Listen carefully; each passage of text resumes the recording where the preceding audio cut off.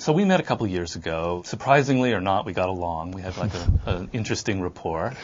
And so we decided to do a book together. Right. And what I do when I write a book, whether it's about power, seduction, or war, I take the most powerful people in their field and I kind of break them down. I figure out what is the essence of them, what's the core of their success. I call it their power center of gravity. Right. So I decided I would do that with you. And so after a couple of months of following you around, I decided that the secret to your success, your power center of gravity, is your fearlessness. So in any kind of situation where you're interacting with people, you're the one that has less fear than they do.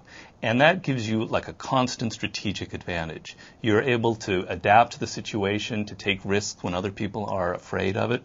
And this is, to me, the source of your power. And so this is the subject of our book, The 50th Law, the power that anybody can have in life if they assume this fearless approach.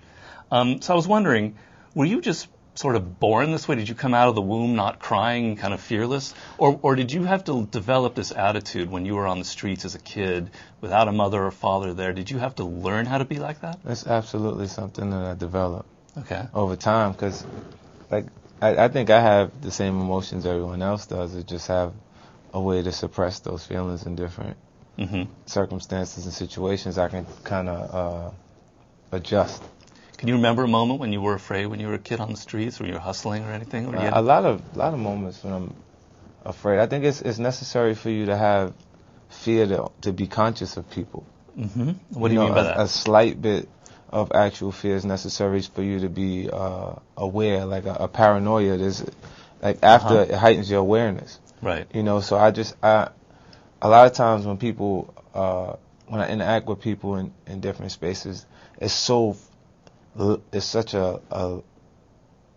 less intense than what I've had the experience prior to music, that it puts me in a space where it's really a relaxed space. So it is true, a lot of times I interact with people and they have a stronger fear factor involved in our interaction than I have, because I've been in way worse situations, to me, more dramatic spaces. So I just look at each one of the situations and kind of analyze it, or I'll use a parallel to something I've experienced in my past to make sense of the actual situation. So a lot of the decisions are kind of like gut feelings. Like the music business and entertainment in general, there's no school for it. Right. So you got to kind of instinctively make the right decisions and be spontaneous and not be afraid to actually be yourself in different ways. Like I've interacted with artists that have great talents in different spaces. They're amazing. They can do things that I can't actually do, but they can't beat me at being me.